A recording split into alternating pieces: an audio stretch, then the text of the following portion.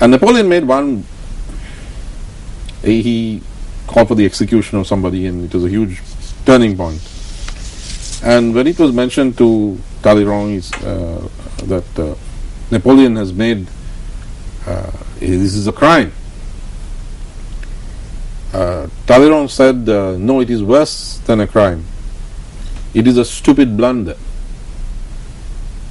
Because he was thinking strategically. Now, strategically, Mahina, what has happened is that the armed forces, not due to their fault, but because of the fault of somebody who took the decision to deploy them, the armed forces have lost the support of their own rear base. The rear base of the armed forces, we don't have any other country behind us. The rear base, or the friendly, supportive rear, the hinterland of the armed forces, are the people of Sri Lanka. The people of Gampaha are among those people. They gave their kids to the army, they gave their blood. I saw one guy saying, I donated blood 3 times, now I feel like cutting my arm off.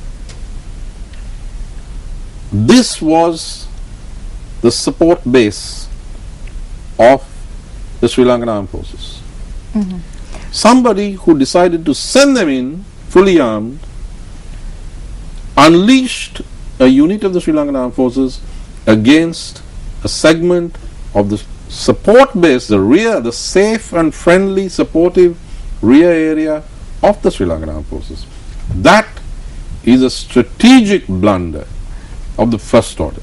But wouldn't the authority, or let's say the president, be aware of what is going on? If such decisions are being made, he should be aware, because this could be an issue that would draw the attention of the international world as well. But well, it's 3 weeks before Navi Pillai turns up, so I must say the timing has been extraordinarily brilliant. And I was thinking, when I saw this happening, I mean, this is such a strategic blunder that I was so grateful that our nation, when we were fighting the last war with the Tigers, that strategic decisions were in the hands of 3 service commanders, one of whom who had graduated from the top strategic military academy in the United Kingdom, the Royal College of Defence Studies, the army commander at that time. And these were trained generals who were strategists, and luckily it wasn't some mid-career officer who was making strategic decisions. So, thank God, because now not only has the armed forces been deployed in a manner that alienates them from their safe rear base, they've been set up for the UN war crimes inquiry, because as far as High Commissioner Navi Pillai is concerned, hey, this proves the point. In broad daylight, Sinhalese people, voters of the ruling party, of the Sri Lanka Freedom Party, the Gampaha district is Bandaranaike to Rajapaksa, are treated in this way. 17-year-old kids, 19-year-old kids with bullet holes in them, no apology, no chain of command.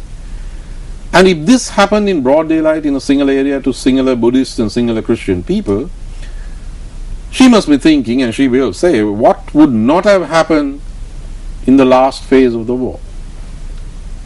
There must have been a huge cover-up, there must have been huge casualties, they must have killed off the Tamil civilians. If this is the way they treat the Sinhalese civilians, imagine the way they would have treated the Tamil civilians. Now, that may not be true, but it lends credibility to the case. So, now, the net of an international inquiry on war crimes and so-called crimes against humanity, which was above the head of the Sri Lankan state and the armed forces, will begin to lower more rapidly after what happened last weekend, unless at this point the government accedes to the call of the Bar Association of Sri Lanka and institutes an impartial, independent inquiry and acts on the findings of such an inquiry. It's okay that the armed forces is having its own inquiry, but you can't stop with that. The armed forces is inquiring into the conduct of its own soldiers. Fine, that has to be done. But nobody's going to accept that as an independent, credible inquiry. I mean, already there's a smoke screen about external forces, third forces, and so on. As far as I know, no third force fired and killed those kids.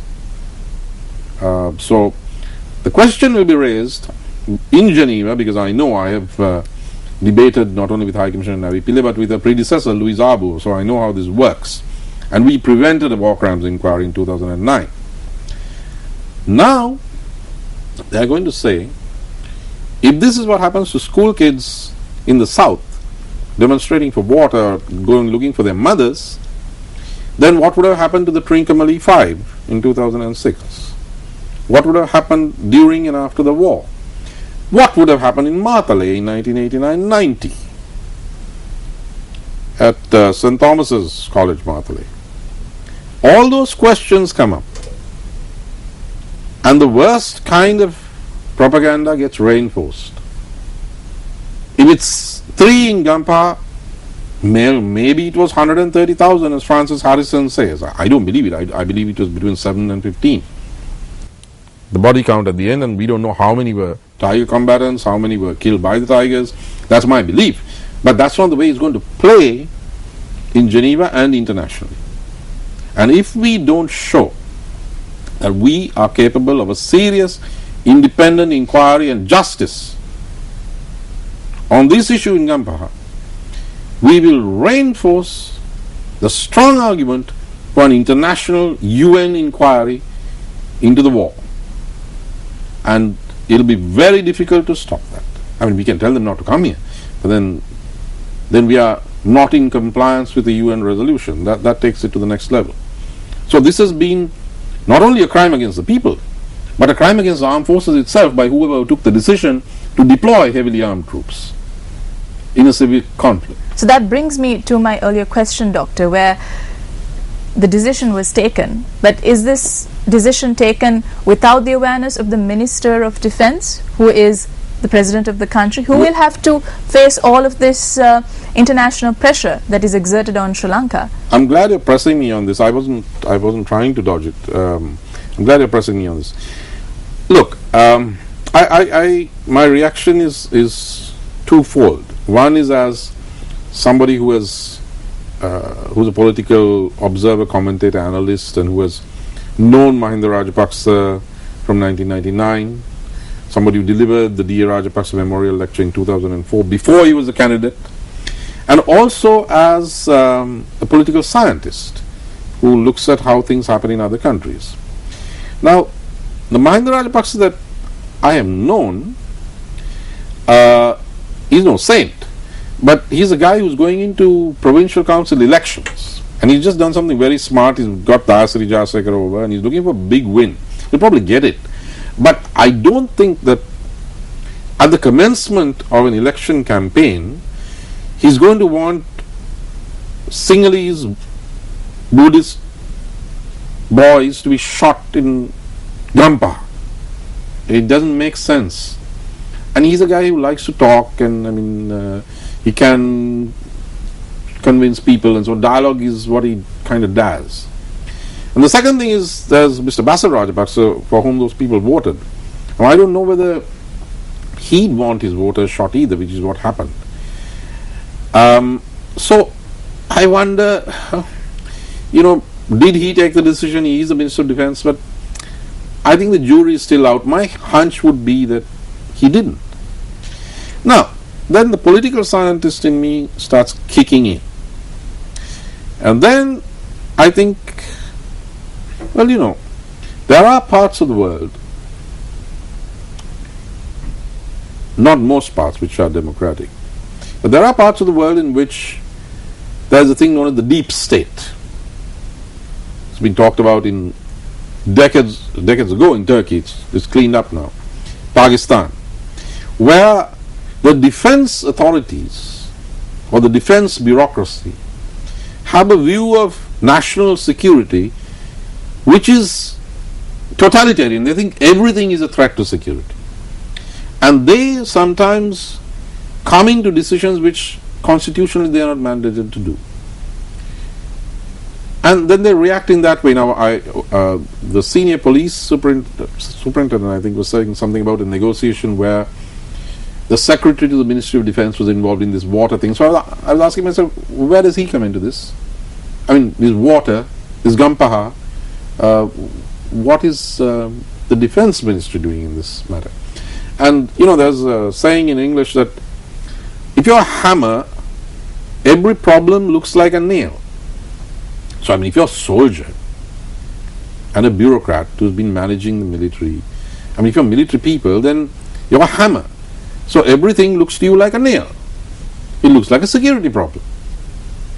And then, you know, decisions are taken. You send in the troops. That's all you know to do. But then what are you doing in that situation anyway? I mean, this should have been a minister who was dealing with this issue. The dialogue should have been with the minister. The dialogue should have been with the elected authorities, the representatives of the people. Those people were not around. They're still not saying a word. And we didn't see any sort of political involvement in the demonstrations whatsoever. No, except Mr. Mervyn Silva making a brief visit, which is of course a little funny. Yeah. But we saw all the politicians visiting the patients in hospital, yeah, and then commenting after the incident happened, and that was mostly politicians from the opposition. Yeah, but the ones I saw some lady speaking, a woman speaking on television, said, you know, it's us, not the people of Hambantota, who gave Mr. Basil Rajapaksa a preference vote of a couple of lakhs, and he hasn't even turned up here. So, in certain societies, there is an attempt to erode the control of the elected civilian authority, or the civilian authority itself abdicates its role and says, okay, you know, you deal with it, or the defense authorities intervene and then inform the civilian leaders later.